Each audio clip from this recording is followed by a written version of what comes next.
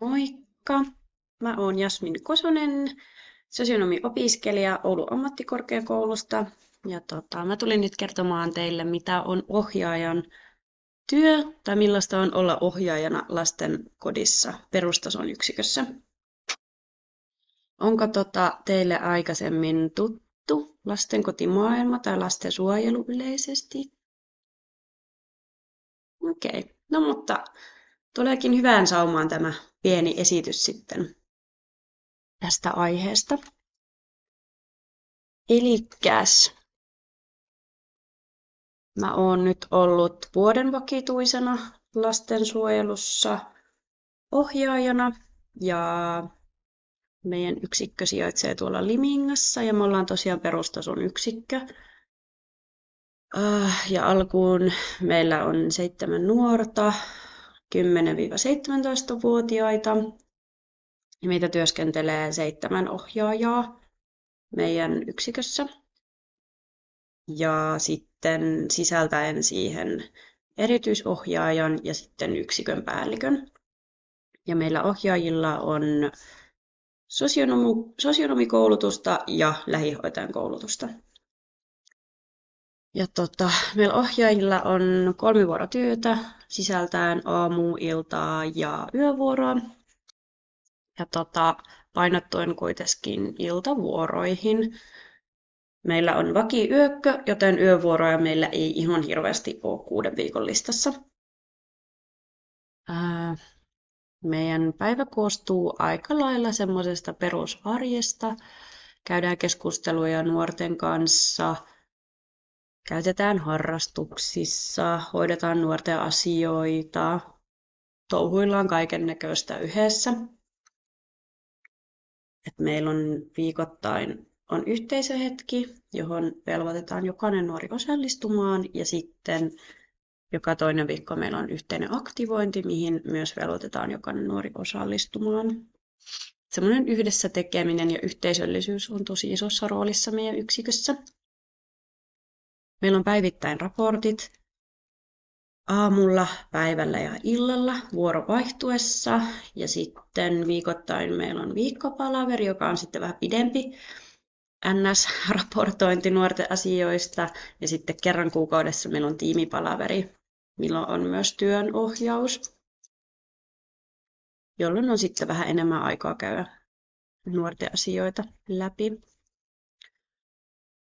Niin kuin sanoinkin, että meillä on aika normaali arkea, mitä on niin kuin kotona perheissäkin ja kotona ihmisillä, että syödään säännöllisesti aamupalaa, lounas, välipala, päivällinen iltapala. Sitten on semmoista hengailua ja nuoriso viettää paljon aikaa itsekseen, kavereitten kanssa.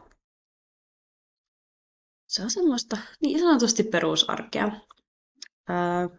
Paljon meillä on nimenomaan noita keskusteluja ja ohjaustilanteita nuorten kanssa, että vaativat sitä. Sitten tehdään paljon yhteistyötä koulujen kanssa, perheiden kanssa, sosiaalityöntekijöiden kanssa, terveydenhuollon kanssa, ja mitä milloinkin sitten on kenelläkin, esimerkiksi toimintaterapeutti, psykologi, tällaista. Että tosi paljon semmoista verkostotyötä on, ja varsinkin aamuvuorot meillä painottuu siihen yhteistyöhön muiden viranomaisten kanssa. Meillä on tosi isossa roolissa oma ohjaajatyö, että jokaisella meillä ohjaajalla on 1-2 omaohjattavaa. Ja meidän kaikki työ periaatteessa niin perustuu tähän omaohjaajatyöhön, että kaikki yritetään tehdä lähtökohtaisesti omaohjaajavetoisesti. Eli se omaohjaaja vastaa siitä niin nuoren hoidon ja kasvatuksen suunnittelusta ja toteutuksesta, tietenkin yhdessä niin muun työryhmän kanssa, että kaikki sitä toteuttaa, mutta ensisijaisesti vastuussa on se oma ohjaaja, että se suunnittelee, miten se arki menee, mitä tehdään, mitä tavoitteita asetetaan sijoitukselle, mitä tehdään näiden tavoitteiden saavuttamiseksi. Näin. Ja sitten meidän omaohjaajatyöhön kuuluu se omaohjaaja-ajan vietto kerran kuukaudessa.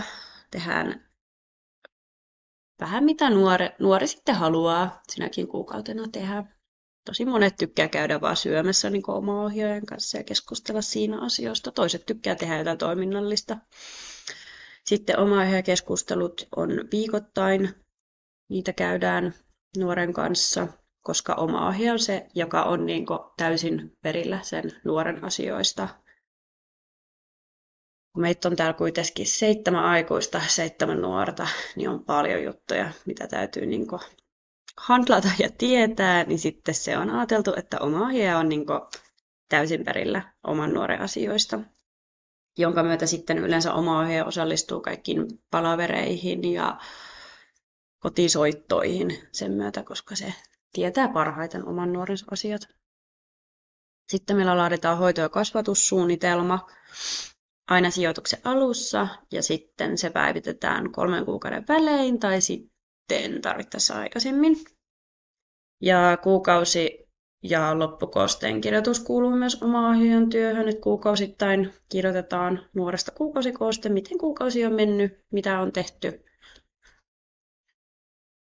Ja se sitten lähetetään perheelle tai vanhemmille, huoltajille ja sitten sosiaalityöntekijälle. Ja sitten sijoituksen loputtua oma-ohjaaja kirjoittaa loppukoosteen, niin päästiinkö tavoitteisiin, mitä työskentelyä on tehty, mitä jatkossa tarvitsisi se nuori, että se pärjää siellä kotona ja tämmöistä. Että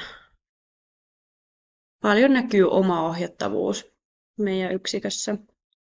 Ja sen huomaa kyllä meidän nuoristakin niin sanotusti, että nuori luottaa tosi paljon, ehkä eniten siihen omaohjaajaan, kysyy tiettyjä asioita ehkä vain omaohjaajalta ja näin, että se luottamus näkyy, että se on oikeasti saatu niin omaohjaavetoisesti siihen nuoreen.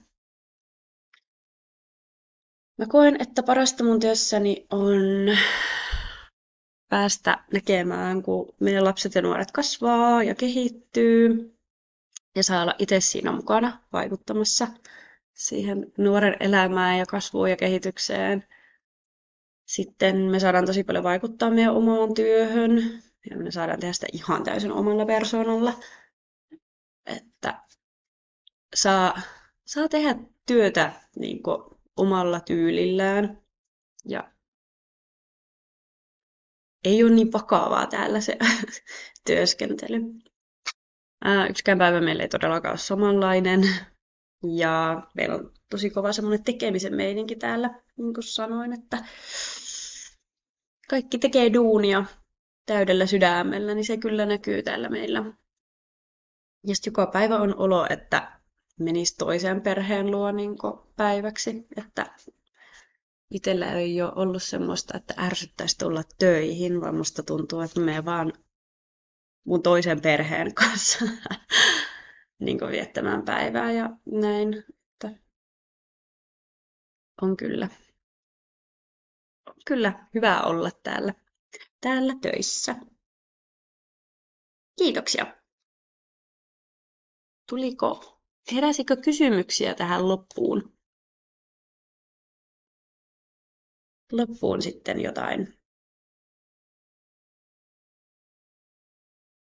Tuliko lisää tietoa nyt sitten? Jäikö jotain käteen tästä? Onpa hyvä. Yes, kiitoksia.